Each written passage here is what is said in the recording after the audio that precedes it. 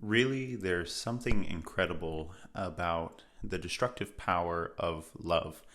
And if you think about any relationship you've seen in your life, whether healthy or unhealthy, unfortunately, but based off of some parameters revolving around this idea of attraction that we know as love, we think to ourselves that there's sacrifice a lot of the times.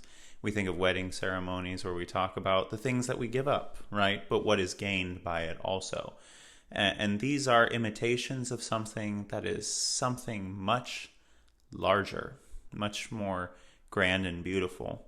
Many people know that in the English language we have one word for love. And many people also know that in other languages there may be more than one word for love itself. Sure, there might be different words for affection also, but there is always some type of differentiation in love also.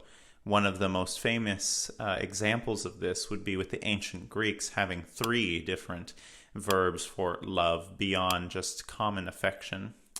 And when I think about love in modern society, I think about the fact that for us, we have different ideas of love, but really not the ways to express it without using too much flourished language. But in some ways, that's besides the point. Because the point that we're trying to get at today is this idea of the destructive power of love, irregardless of the form in which it's taking.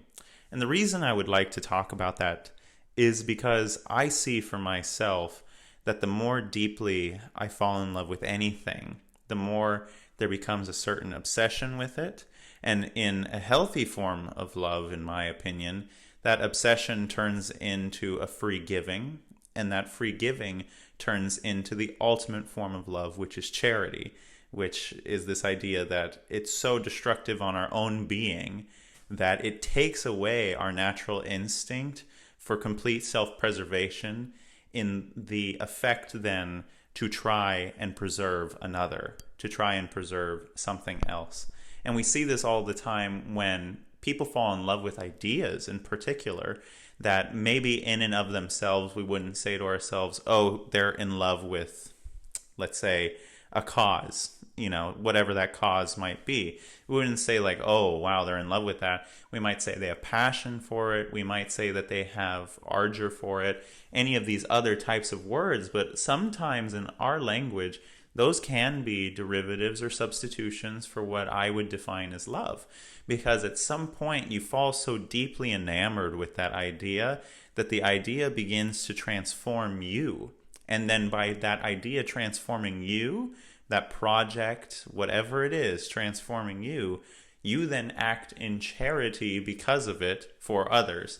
So, whether or not you would agree with it, you can take an example such as maybe a carpenter who falls so deeply in love with his craft that it isn't so much more about trying to produce a product per se, but it actually becomes about producing something that someone else can then use.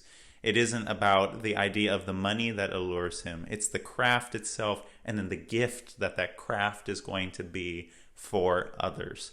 And it applies to anything. And when I think of my most ultimate example of that love, it's so transformative because it's a relationship, a person-to-person relationship, that falling into such deep love like that will actually make you seek the benefit of the other.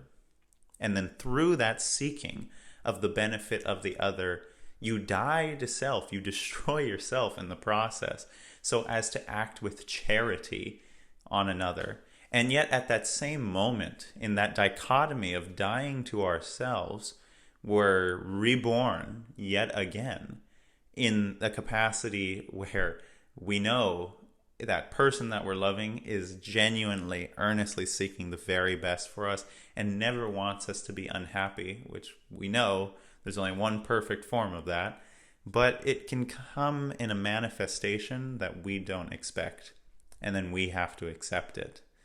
And accepting love in itself is a whole other conversation. because accepting love can be a very, very difficult thing for many, many persons for a plethora of reasons. But maybe think about, in the time following watching this, the ways in which you might observe in your own life love that has transformed you, that has made you perhaps die to yourself or become destructive, negative or positive, because of it. And then see in what ways is that actually oriented towards a more ultimate good that you are pursuing.